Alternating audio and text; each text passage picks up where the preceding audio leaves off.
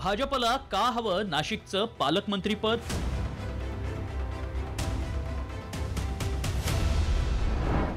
नाशिकचा कुंभ भाजपला हवा?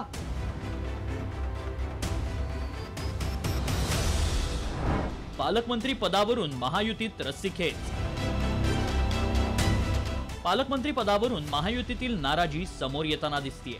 रायगड आणि नाशिकवरून महायुतीत धुसफूस सुरू झाली आहे. त्यात नाशिकच्या पालकमंत्री पदावरून भाजप प्रचंड आग्रही असल्याचं दिसतंय.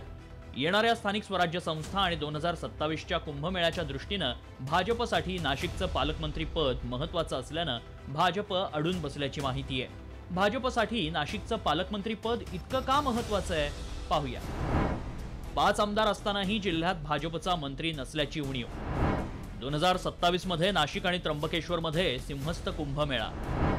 सिंहस्थ कुंभमेळ्यासाठी 6,900 कोटींचा आराखडा. कुंभमेळ्याचा अनुभव असल्यानं भाजप गिरीश महाजनांसाठी आग्रही. महापालिका झेडपी निवडणुकीत पक्षाची ताकद वाढवण्यासाठी फायदा. नाशिक महानगरपालिका पुन्हा ताब्यात ठेवण्याचा भाजपचा प्रयत्न. 2027 मध्ये नाशिक आणि त्र्यंबकेश्वर इथं सिंहस्थ कुंभमेळा होणार आहे.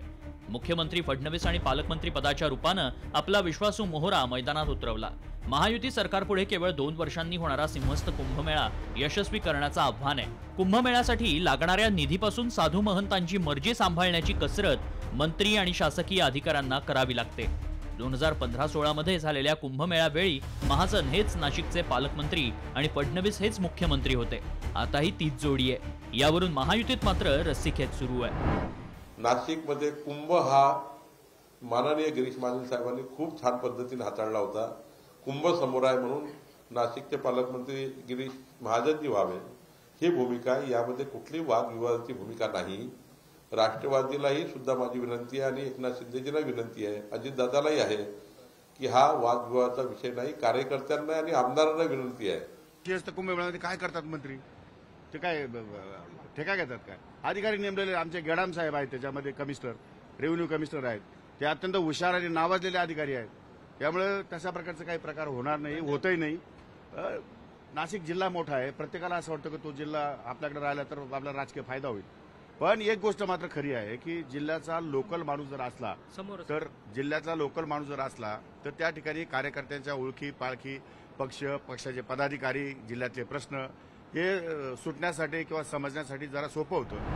प्रयागराज येथील कुंभमेळा यशस्वी होत असल्यानं तेवढ्याच ताकदीचा आणि यशस्वी कुंभमेळा नाशकात करण्याची जबाबदारी महायुतीवर आहे. त्यातही एक हे तो सेफेचा नारा दिलेल्या भाजपसाठी कुंभमेळ्यातून आगामी राजकारणाची दिशा भाजपला ठरवता येणार आहे.